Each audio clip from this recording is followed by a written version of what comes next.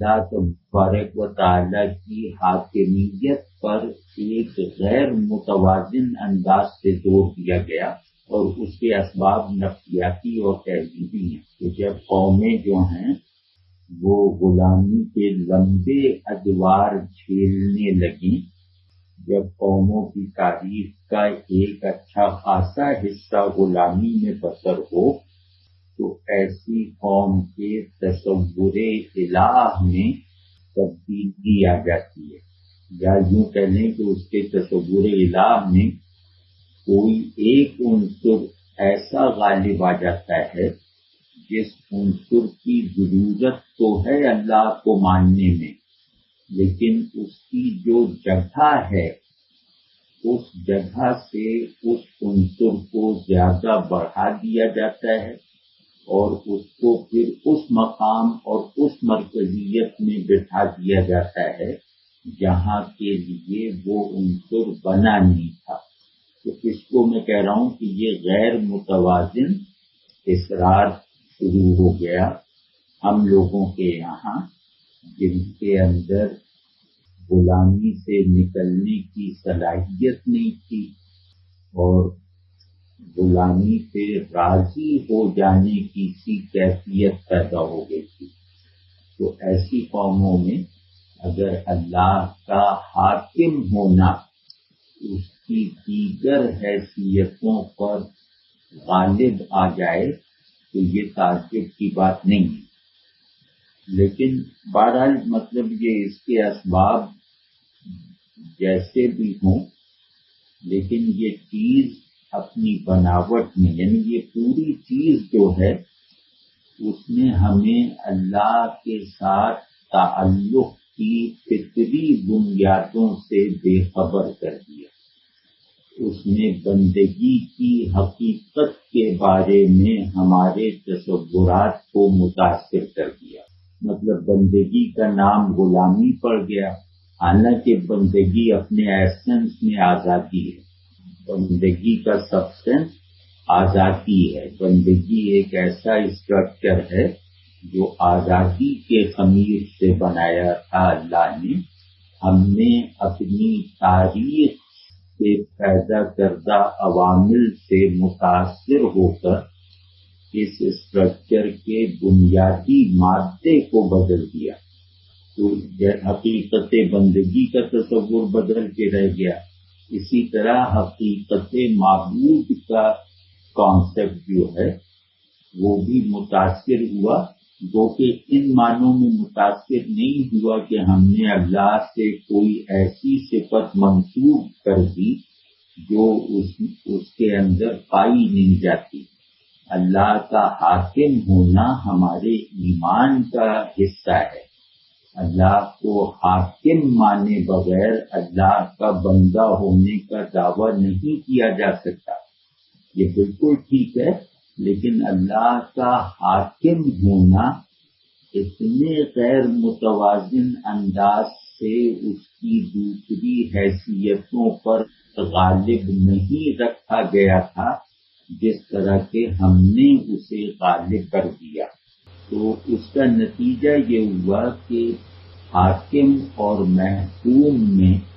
تعلق نہیں ہوتا، یعنی محکوم کبھی بھی نفسیاتی طور پر، ذہنی طور پر اس پرسپیکٹو کو قبول نہیں کر سکتا کہ اس کا حاکم سے کوئی تعلق ہے۔ حاکمیت اور محکومیت سے بننے والے تمام رشتے احساس تعلق سے عاری ہوتے ہیں، ان میں دیگر چیزیں ہوتی ہیں لیکن احساس تعلق نہیں ہوتا۔ تو اس کی وجہ سے ہمارے اندر اللہ کے ساتھ تعلق کے بنیادی تقاضے نظر انداز ہو کر رہ گئے۔ ہمارے یہاں اللہ رفتہ رفتہ ایک تصوراتی حاکم بن کے رہ گیا،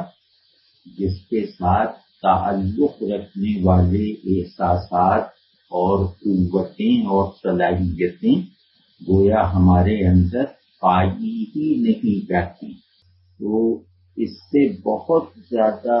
مطلب ہمارے خیال میں بہت ہی زیادہ نقصانات ہوئے، اور مطلب دینداری کی ایک پوری روایت غلط رخ پر مڑ گئی۔ اس پس منظر میں عرض کرتا ہوں کہ اب ہمیں گویا نئے سرے سے، یا ہمیں گویا اس حقیقت کو اپنے اندر بیدار کر کے اسے عمل میں لانا ہے کہ اللہ کے ساتھ تعلق، اس کی حاکمیت اور معبودیت اور اس کی مطلب کسی اور شان پر فوکس کیے بغیر صرف اللہ کے ساتھ، پورے اللہ کے ساتھ پورے بندے کا تعلق، یہ دین کی روح ہے، یہ بندگی کی حقیقت ہے۔ اس کے بغیر بندگی کا نظام کم از کم نفسیاتی اور باطنی دائرے میں چل ہی نہیں سکتا۔ اس سے خالی ہو کر بندگی کچھ صورتیں تو جنریٹ کر لے گی،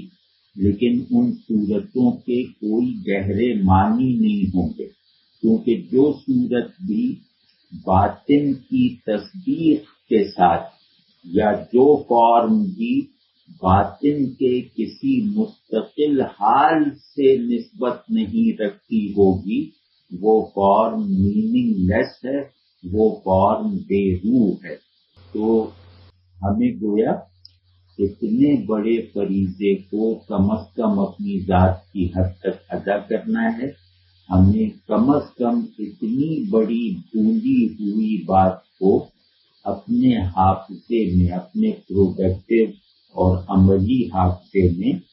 دوبارہ سے بیدار کرنا ہے کہ اللہ کے بارے میں اس کی کسی صفت سے مخصوص کوئی تصور رکھے بغیر، یعنی اللہ، بس اللہ کہتے ہی جو قلب میں آتا ہے، اس میں ذہن کی مداخلت کے بغیر اللہ کو اس کی کسی صفت سے دیکھنے کی عادت کی پیروی کیے بغیر، بس اللہ کے ساتھ، اس کی شان جامع کے ساتھ، اس کی شان کلی کے ساتھ اپنی پوری بندگی کی قوت سے تعلق محسوس کرنا، یہ کل دین کا بیج ہے، یہ ساری بندگی کی حقیقت ہے۔ تو اس کو ہمیں اس کا احیاء کرنا ہے، کچھ نہیں تو اپنی ذات کی حد تک کہ یا اللہ اپنے تعلق کو میرے لیے احساس بنا دیجیے، یا اللہ اپنے تعلق کو میرے تمام احوال کا کفیل بنا دیجیے، یا اللہ اپنے تعلق کو میرے جذبات کی نکیل تھامے رہنے والا جذبہ بنا دیجیے۔ تو یا اللہ جیسے آپ کا نظام ہے کہ انسانوں کی ہدایت کے لیے انسان بھیجا گیا، تو اسی طرح یا اللہ سمجھ میں یہی آتا ہے کہ آپ کا نظام یہ بھی ہے کہ جذبات کی اصلاح کے لیے آپ کے تعلق کا جذبہ اترا مجھ پر، احساسات کی اصلاح کے لیے آپ کے تعلق کا احساس مجھے نصیب ہوا، خیالات کی اصلاح کے لیے آپ کے تعلق کا شعور میرے لیے کارآمد ہوا، وغیرہ وغیرہ۔ تو ایموشنز کی اصلاح ریزن سے نہیں ہوتی، ایموشنز کا انتظام ریزن سے ہو سکتا ہے، ایموشنز کو پرورٹ کر سکتی ہے عقل، لیکن ایموشنز کی قوت کو برقرار رکھتے ہوئے ان کے رخ کی تبدیلی کی ذمہ داری عقل نہیں لے سکتی۔ ہمیشہ ایموشن کو ایک دوسرا، یعنی جذبے یا احساس کو ایک دوسرا جذبہ یا احساس کاؤنٹر کرتا ہے۔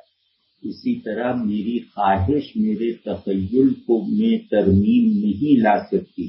میرے ذہن کی تبدیلی کے لیے بھی ذہن ہی میں کوئی ایسا اصلاحی ایلیمنٹ ہونا چاہیے جو میرے تمام مائنڈ ایلیمنٹس پر غالب آ سکے یا ان کو آپس میں ایک نئے سرے سے مربوط اور پروڈکٹیو بنا سکے. تو ان معنوں میں بات کر رہا ہوں کہ وہ تعلق جو احساس سے عاری ہو، وہ تعلق جو احوال نہ پیدا کرے، وہ تعلق غیر فطری ہے، مصنوعی ہے اور سچا نہیں ہے.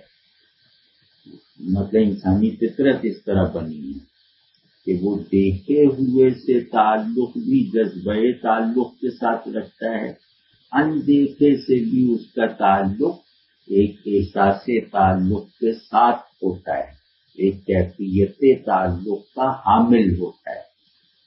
تو اگر ہمیں اللہ تبارک و تعالی کے ساتھ تعلق کی اس طور پر بازیابی اور تجدید کی ضرورت ہے، اگر ہم اس بات کو اہمیت دیتے ہیں کہ اللہ کے ساتھ ہمارے تعلق کو، ہمارے احساسات وغیرہ سب پر جو ہے وہ حکومت کرنی چاہیے، سب کا مرکز بننا چاہیے، تو اس کے لیے سب سے زیادہ ضروری چیزیں دو ہیں، اور یہ کوئی بھی شخص کر کے دیکھ لے، اللہ نے چاہا تو اسے تعلق باللہ کے مسلسل اور مستقل احوال نصیب ہونا شروع ہو جائیں گے. پر دو شرطیں ہیں، دو چیزیں ہیں، دو کام ہیں جو ہمیں کرنے ہیں اس انتہائی بڑے مقصد کو حاصل کرنے کے لیے. ایک ایسا مقصد جس کے بغیر ہم جو بھی چیز حاصل کرتے جا رہے ہیں وہ تصوراتی ہے، حقیقی نہیں ہے. وہ دو چیزیں ہیں، ذکر اور حسن خلق. اللہ کو یاد رکھنا، یاد کرنا اور لوگوں کے ساتھ اچھے اخلاق کا رویہ اختیار کرنا. یعنی حسن خلق کا مطلب یہ ہے کہ میں اپنی انر کنڈیشننگ ایسی کروں اللہ سے تعلق کی اساس پر، میری اندر کی جو تعمیر ہے وہ اس طرح ہو جائے. اندر سے مراد یہ کہ جہاں سے جذبے اور احساسات اور مختلف رویے ماورائے اختیار حالت میں اپنا اظہار کرتے ہیں. یعنی ہمارے بہت سے رویے ایسے ہیں جو ہمارے شعور یا اختیار کے استعمال کا نتیجہ نہیں ہوتے، بلکہ وہ ایک میکینیکل سے انداز سے، ایک جیسے خودکار نظام کے تحت ہمارے اندر حرکت کر کے اپنا اظہار کرتے ہیں عمل میں. تو اس طرح کے انتہائی بیسک رویے جو ہیں وہ ان میں اگر اللہ کے تعلق کی برکت سے بہتری پیدا ہو جائے اور اللہ کے بنائے ہوئے نظام تعلق کو اچھی طرح سے نبھا لینے کی صلاحیت پیدا ہو جائے تو اسے کہتے ہیں حسن خلق. یعنی حسن خلق اس اچھے اخلاق کو کہتے ہیں جس پر اللہ بھی شاباش دیتا ہے اور مخلوق بھی خوشی کا اور تشکر کا اظہار کرتی ہے. تو اخلاق کے ہمارے یہاں اخلاق کی تھیوری یہ ہے کہ اللہ کو خوش کرتے ہوئے مخلوق کو آرام سے رکھنا اپنی ذات سے. آپ سمجھ رہے ہیں خلق اور تعلق کا ایک مطلب ہے. یعنی خلق اور تعلق فرہنگ اور ڈکشنری میں مختلف معنی کے لفظ ہیں، لیکن فرہنگ وجود میں یہ ہم معنی ہیں. ایک معنی کے دو لفظ ہیں، خلق اور وہ کیا نام ہے، خلق اور تعلق. یہ ایک معنی اخلاق کہتے ہی ہیں نظام تعلق کو چلانے کی واحد قوت. تو خیر حسن خلق کا مطلب یہ ہے کہ میں لوگوں سے دوستی، دشمنی، اختلاف، اتفاق، ناراضگی، خوشی ہر سچویشن میں حسن سلوک کا مظاہرہ کروں،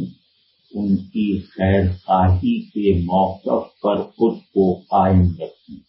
تو حسن خلق کی اگر ذرا براڈر ڈیفینیشن تلاش کی جائے تو وہ یہ ہوگی کہ ہر حال میں دوسروں کا خیر خواہ رہنا، جذبہ ایثار کے ساتھ اور عمل انکسار کے ساتھ، یعنی اپنے آپ کو کمتر بندہ سمجھتے ہوئے اپنی چیز قربان کر دینے کی نیت رکھتے ہوئے دوسرے کے ساتھ جو ہے وہ پسندیدہ رویہ اور طور اختیار کرنا، تاکہ یہ پورا نظام تعلق اپنی تمام حرکت کے ساتھ چلتا رہے، یہ حسن خلق ہے۔ تو اور خیر خواہ رہنا، مطلب حسن خلق کو اگر ایک لفظ میں کہیں تو وہ ہے دوسروں کی ہر حال میں خیر خواہی۔ وہ دوسرا چاہے مسلمان ہو، چاہے غیر مسلم، چاہے دوست ہو، چاہے دشمن، چاہے اپنا ہو، چاہے پرایا، ہر حال میں اس کا خیر خواہ رہنا اور اس خیر خواہی کا اظہار عمل سے کرنا، یہ حسن خلق ہے۔ اور یہ وہ ذمہ داری ہے جس کو ادا کرنے کے نتیجے میں اللہ کی مرضی اور مخلوق کی رضامندی دونوں نصیب ہوتی ہے۔ تو یہ دو چیزیں ہیں جس کو اگر اللہ کی توفیق سے ہم اپنا شعار بنا دیں اور اس پہ ذرا سنجیدگی سے ایک دو مہینے تھوڑا مجاہدہ اور مشق کر لیں تو انشاءاللہ ہمیں ہماری کھوئی ہوئی متاع واپس مل جائے گی۔ آج اللہ سے تعلق کے احوال مذہبی ڈسکورس سے باہر ہو چکے ہیں، یہ ہماری شامت اعمال ہے۔ یعنی آج بحثیں اس پر تو ہو رہی ہیں کہ اللہ کے حکم کا مطلب یہ ہے یا وہ، یا اللہ پر اس عقیدے کا مفہوم یہ ہے یا وہ، یا اللہ کے لیے دلیل یہ ہے یا وہ، اس پر خوب بحثیں ہو رہی ہیں۔ لیکن یہ پورے مذہبی بیانیے سے یہ چیز خارج ہو چکی ہے کہ بھائی یہ سب چیزیں جو ہیں یہ نہایت ضروری ہونے کے باوجود ثانوی ہیں۔ مرکزی چیز یہ ہے کہ میرا اللہ سے تعلق میرے نفس میں نتیجہ خیز قوت پیدا کر چکا ہے یا نہیں۔ اللہ سے تعلق کا احساس میرے نفس کے تزکیے کا سب سے بڑا بلکہ واحد سبب بن چکا ہے یا نہیں، اس کی طرف جو ہے یہ جیسے ہمارا مذہبی حافظہ جو ہے نا وہ اس انتہائی بنیادی بات کو گویا بھلا بیٹھا ہے یا بھلائے بیٹھا